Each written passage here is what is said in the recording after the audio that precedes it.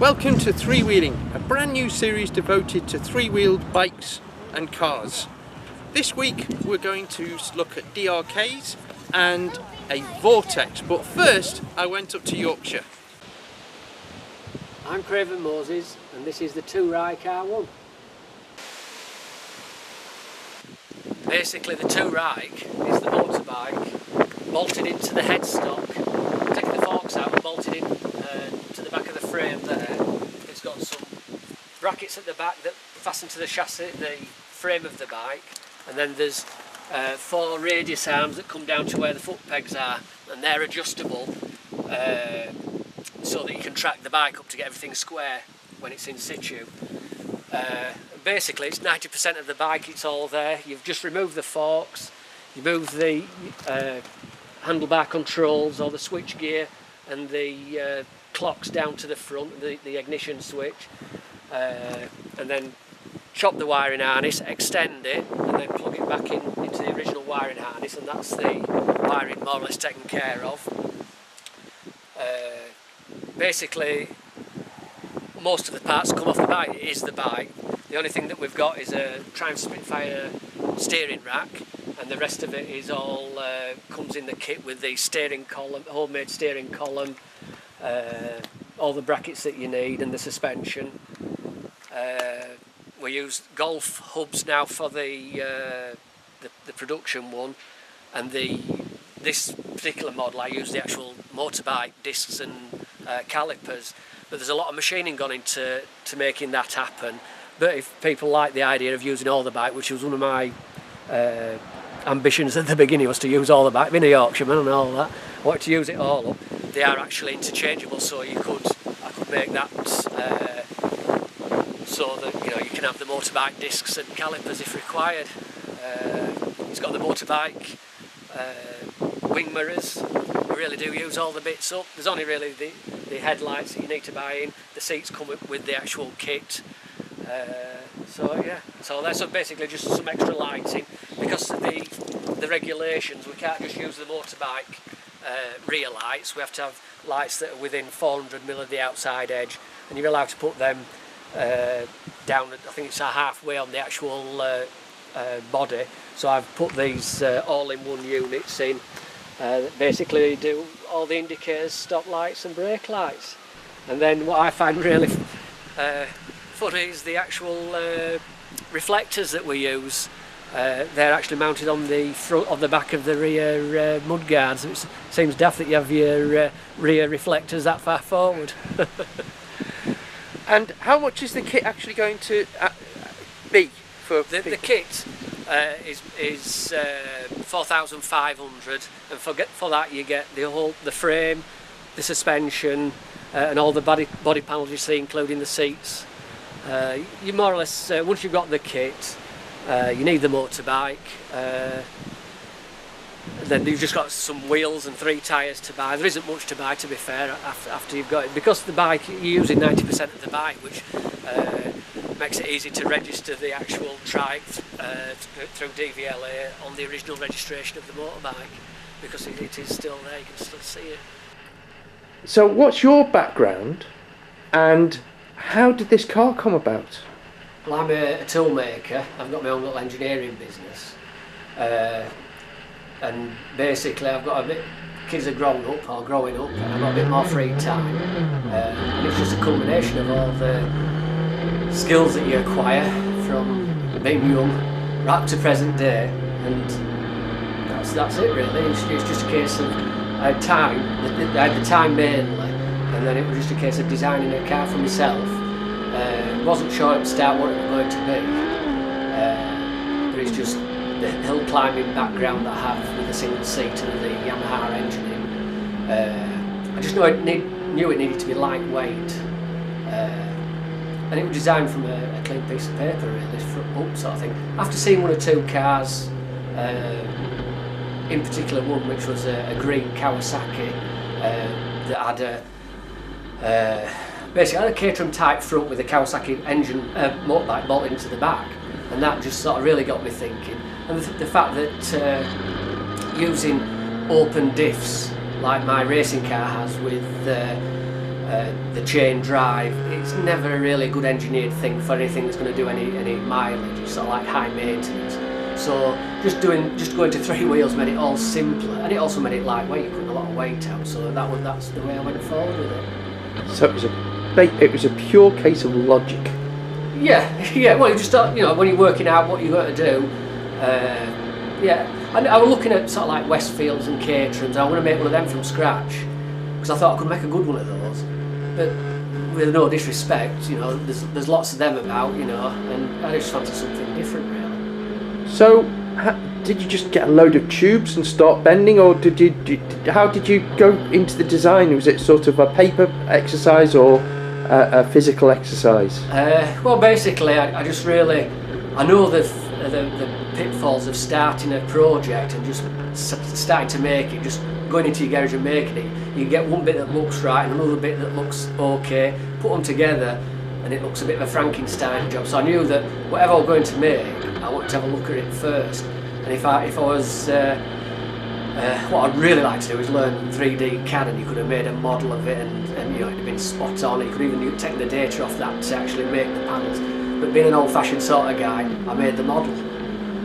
Yeah, this is the 10th scale model. Got a model bike, 10th scale, and this is 4mm rod, and basically that represents 40mm or 1.5" diameter on tube on the 2 Rike. And I just started to make it. I knew that the width, it needed to be 1 metre wide, which is what you get a Caterham, which is enough room for 2 people to sit shoulder to shoulder.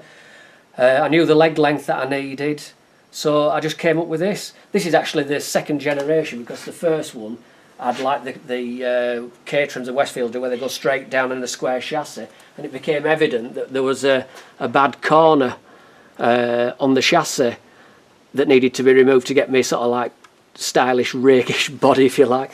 So on the next model, I cut the corners and bent it in just to get the shape that I was after. And this way I managed to work out all the triangles that I needed and get it as strong as I could with the minimum amount of materials.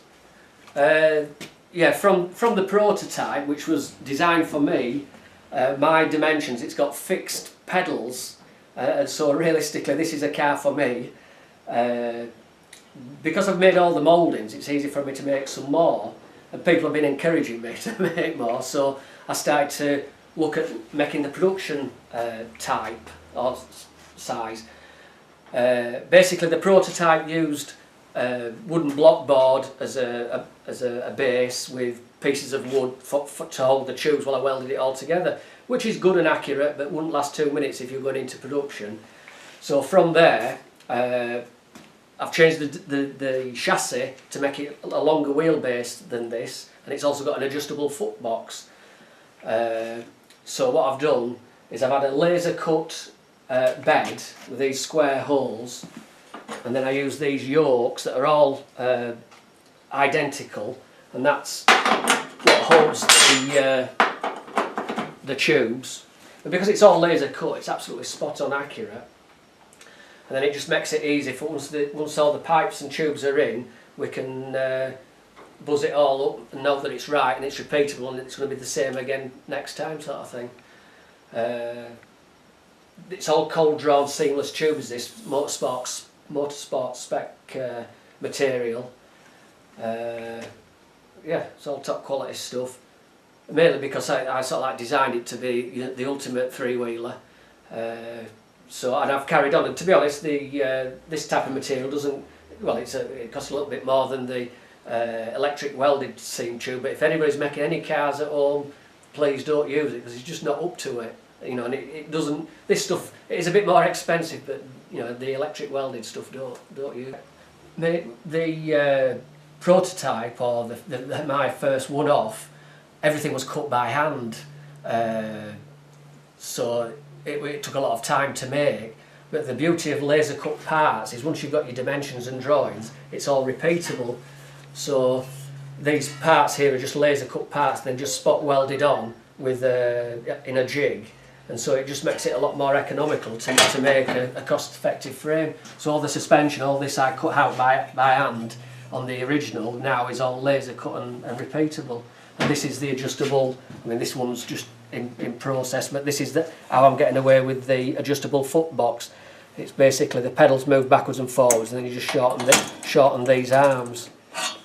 And the actual setup is for the master cylinders. It'll actually take 3 master cylinders, two cylinders for the brakes and 1 for the hydraulic clutch, or in the case of the R1 it has a cable clutch, but you could, if you use a different bike or you wanted to change it to hydraulic clutch, put an hydraulic master cylinder in there and run it onto there, and it'd actuate the same.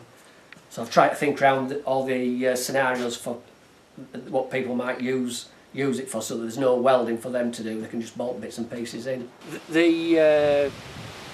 One of the first principles that I wanted to achieve with the 2 Rike was to use the radiator in the standard place that it is on the bike.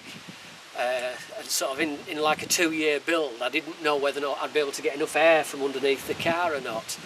So it were always going to be a bit of a gamble, but what the heck, if it hadn't worked, I would just have to have a radiator at the front of the car.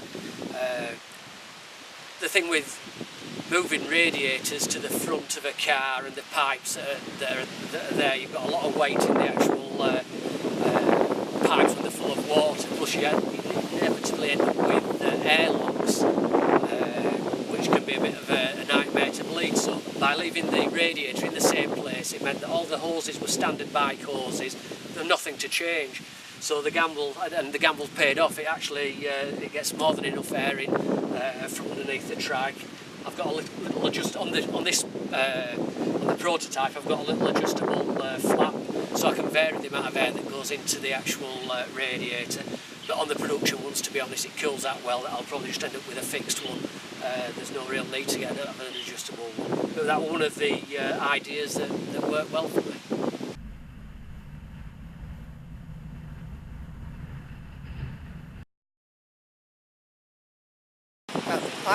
My name is Brian Thompson. And you were one of the... You were the K? No, I'm not the K at all, no. Oh. No, the car was DRK, which was Derek, Robert and Keith, right? Yeah. They made the first car, all blue, just by my side here, and I worked for DRK from the second car made right through to that number 58. Okay. Of 59 that were made? Yes. That's what we did. We finished work with a professional panel beaters and painters, a major repair company called Callister and Roscoe, based in Ellesmere Port. And when we finished work, I was too young to retire, and Robert, my brother, which is the R in DRK, he said, what are we going to do?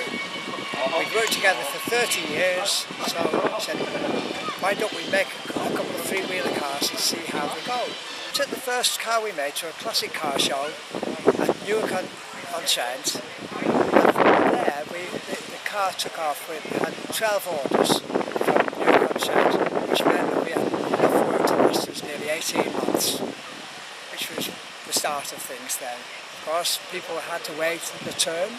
There was no jumping the queue. We didn't allow anything like that. Either you waited your turn or you didn't get a car. There's no such thing as buying a car in advance. So we didn't take deposits or anything like that. Yes. And from then on we started labelling each car from 1990, and the prefix was 90, so 91, or 1 in this case. And then from then on, we went up to 96, 59. And it was originally based on the Renault 4, is that correct? Renault 4 or the Renault 6, the same running gear, same engine, gearbox and suspension. That's what we made the first car on, and then we developed it from the Renault 5, which is more available and as a donor vehicle. So it's a very rare 3-wheeler being front-wheel drive? Yes, in a sense. It's not the first by any means. Oh yes, quite rare. PSA made 3-wheelers with front-wheel drive and inboard brakes long before we did, yes. And the construction is very traditional and handcrafted as well. It is. It's all intense labour, it is. Of course, the chassis is based on box section. This is 80mm by 40mm by 3mm thick. That's the chassis steel. The rear suspensions are our own design, using the Specs shock absorber. The body is constructed like a model aeroplane. It's based on marine ply and Meranti timber. That's all constructed, and basically it's built onto the body, onto the chassis, and then once the wooden construction's made, we glue the whole thing up and cover it with aluminium. There's no outer seam showing anywhere, it's all lapped underneath, so no water can get in between the aluminium and the plywood itself. That's its basic construction. Each customer came along to chat about the build of their car long before we got to the stage of the actual construction for that customer. Now they would come along and say, well, I would like to have a rev counter, oil gauge, clock, you name it, map light, and we accommodated their needs. So it's a real craft, it's a real bespoke car, craft built. Craft built, yes. And same with colours. Many a good argument over colours with man and wife. The man wanted a red car, his wife wanted a green car, so that could cause a problem at times. And there was 59 built. 59 built, yes. How many do you know of that are still on the road? I know for a fact that, well, I wouldn't say all on the road, but I know that we've only lost 3 cars in that time. I know the whereabouts of most vehicles, from St Helena in the South Atlantic, Australia, Lerwick in the Shetland Isles. Yeah, nowhere at all. We keep a file and a record of everybody. Fantastic. And everyone, generally speaking, is in touch from time to time. That's absolutely beautiful. So in a way, the whole project has become part of your lifestyle. It has, yes. And we go away for weekends with the cars. We've been twice to Guernsey. We've been up to Glamis Castle in Scotland. And various weekends in South Wales, Mid Wales, over in Lincolnshire, yes, and Yorkshire Dales. And it's like one big family when we're out. It's really total strangers, and we all chat as if we belong to each other.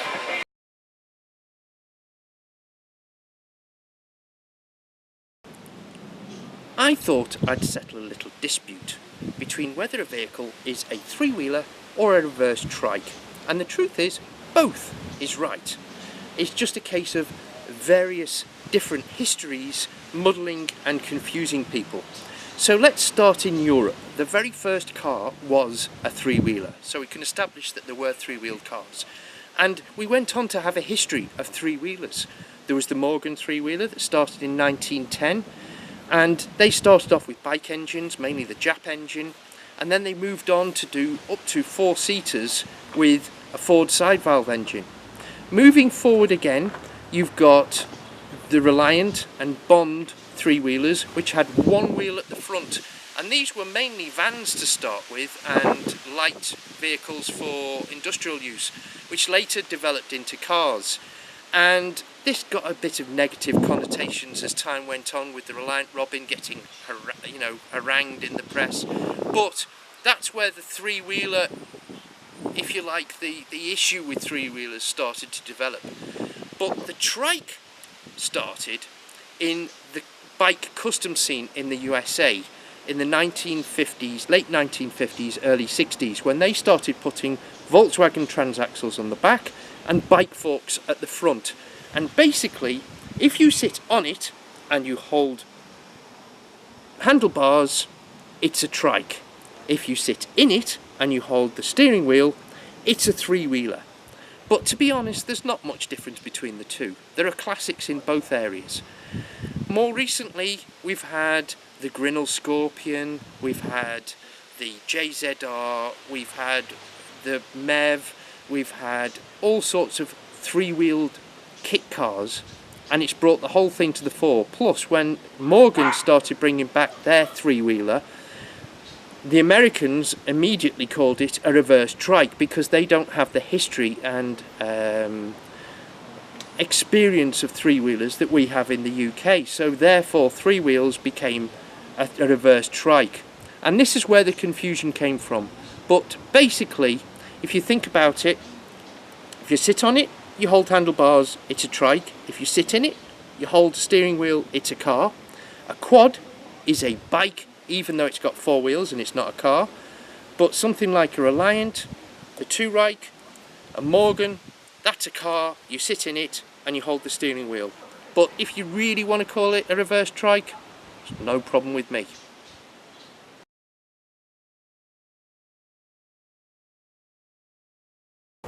Not every three-wheeler is a Morgan replica and a traditional car like the JZR behind me.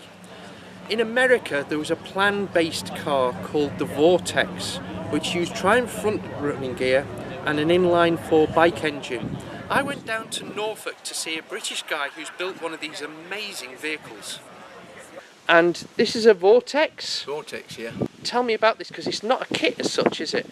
No, it's built from a set of plans, American plans, date from the sort of late 80s, early 90s. I had the plans for ages. I thought I was doing nothing with my spare time, so I thought I'd try and make it, see if I could make a viable car, really. But yeah, it took me 7 years to build. So the plans were a set of patterns for a marine ply, was it? Marine ply so that was half-inch plywood chassis. Yeah. Right. And then metal subframes, steel subframes. And onto that to create the bodywork? You glue lots of polyurethane foam blocks, carve it to shape, fiberglass over the top, rub it down to get a smooth finish, and then cut out opening panels such as the engine cover, doors, boot, etc. And then you have to make all the return lips and the rain channeling and stuff like that. So it's an involved process. It does take up a lot of time, but the result is I'm pleased with it. And as people will imagine from watching this, just the description of what's involved, 7 years is pretty good going. It is. I think I did keep a record. I think it's roughly about 3,500 hours work, something like that. So yeah, I spread over 7 years. That's not too bad an average sort of per day. It doesn't rule your life really. And the front suspension, is that a Triumph Spitfire? Triumph Spitfire, yeah, well proven, double wishbone, and all the parts are available brand new still, so there wasn't a problem. Spitfire steering rack as well. And the rear end, you mentioned you've got Triumph Trophy 1200 engine, and in a fabricated subframe with fabricated rear suspension as well. And you've deviated a little bit in the styling from the Vortex, which looked, I suppose you could call it a three-wheel Lamborghini in terms of it was all wedge and flat, Quite wasn't it? wedge and flat shape. I decided to go for the curved windscreen, and that dictated the styling really. Once I'd chosen the curved windscreen, then everything else had to be curved, like the screen pillars and the door frames and stuff. It was just such a complicated route to go down once I decided that, and so the body you see there doesn't really resemble the Vortex standard, if there is a standard Vortex available, but it doesn't really resemble the American ones too much. Which makes it even more special because this is truly unique. Yeah, yeah. And obviously the thing I love about this is you've got a sports three-wheeler, but it's practical as well. You could, literally go for a holiday with this. Yeah, the boot, you can get weekend luggage in the boot quite easily. It's quite a deep boot, a couple of folding chairs for shows and things. Yeah, and carry your food around. It is practical, and also obviously you're out the elements. Although the roof does come off if you do want the sunshine. So yeah, best of both worlds. Indeed. And it's hard to say which was the most challenging bit for you, because the whole project is more challenging than most people would. But there must be certain bits that you're particularly proud of that sort of you nailed it. I mean, the windscreen was your starting point. Yeah. And the rest of the styling evolved from that, didn't it? Yeah. The doors, I think, are nice. The operation of the doors I really like, and also the interior styling. I had a few ideas to start with, and it just evolved as I was doing it, and it came out really well. Yeah. And that's come out looking really professional as well. And as a professional car upholsterer saying that, and not just anybody saying that, that really is a professional looking interior. Thanks very much. Yeah, I mean, the leather was just bought from eBay and maybe a few boot sales here and there. Lots of contact adhesive used in it and not a lot of stitching involved. It's all staples and glue really, but the result you can get doing that, yeah, I do like it, yeah. And it does fit the quality of the rest of the car as well. It fits in with all the work that you've put into it. So how often are you able to use it? Not that often, not as often as I would like, because I've got the other car, the Mirov, and that also you have to use them both, and I do try and take them to shows. I work half the weekends of the year, so I can't go to all the shows I'd like to go to, but it does get used if I can. I do take it to work sometimes just for commuting, which is fun. And how many miles to the gallon are you getting out of it? At the moment, with the single fuel pump that I've got mounted on there, I get 36 to the gallon. But I'm having a few issues with the top end fueling, bit of fuel starvation, so I'm going to fit a second pump, and I expect the fuel consumption to drop a little bit after that. And I mean, the performance of the Triumph is well known, so you're not talking about something that's going to hang around. How many horsepower is it? 130, 140? I think it's about 110. 110? Yeah, but there's a lot of torque there. Yeah. Which is what you need really, yeah, with a three-wheeler. Yeah. And what's the all-up weight of the vehicle? 800 kilograms, which is slightly heavier than I was aiming for, but if I made another one, I could make it lighter because I know where I can save weight. That's always the problem with a one-off, but yeah. It's such a beautiful thing. It's beautiful, and the details as well. You've thought through everything. I mean, you know, everything's finger light. You know, there's no sort of struggling with a heavy, you know, with a heavy door panel or a heavy yeah. boot panel, a rear. It's got to be easy to live with, otherwise you wouldn't use it. It's got to be as easy to live with as a standard car. Like the rain channeling around the doors, keeps the weather out, gas struts to hold the doors up, and easy to open boot, and easy to open engine cover. So yeah, it's got to be easy to live with. And how stable, when you're driving along, obviously people are going to go, oh, three-wheelers, you know, obviously you've got the wheels at the front, so it's more stable than your Reliance and so on. Everything's within the wheelbase, which is the ideal for good handling. But what's it like? Is it quite stable? It's very stable, very planted, because it's such a long wheelbase, and the track at the front is about 6 inches wider than the Triumph Spitfire suspension that is used, because you put extensions on the steering rack. So yeah, and the weight is in the right place as well, with the engine being quite up forwards. So yes. It's like mid-mount. It's right on the rear bulkhead, isn't it? You've got to keep the weight within that triangle, and it is. And all the fuel tanks are low mounted as well, so it keeps the weight where it should be. And have you any idea how much it cost you to build this? Because you can't really put a price on the labour, but in terms of materials? That was approximately £15,000. I saved money doing the paintwork myself. That was done with a roller by hand and then rubbed down afterwards. But £4,000 of that 15,000 was the windscreen. I had to get tooling made to make the windscreen, so that the windscreen and glass was 4,000. So that was the single biggest expense really. That was an unforeseen expense. That said, something looking this beautiful for £15,000, you cannot go to a showroom and buy it. No. And it's a credit to you. Thank you very much.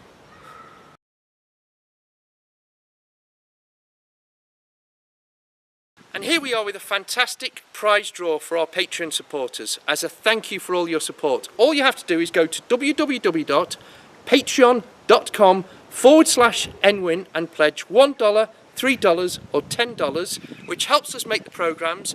Your name then goes into the hat for this book. When we reach 20 Patreon supporters, all the names go into the hat. $1 patrons going once, $3 patrons going 3 times, and $10 patrons going 10 times, and we'll name the winner later in the year. And it's Morgan Three-Wheeler, The Complete Story by Peter Miller.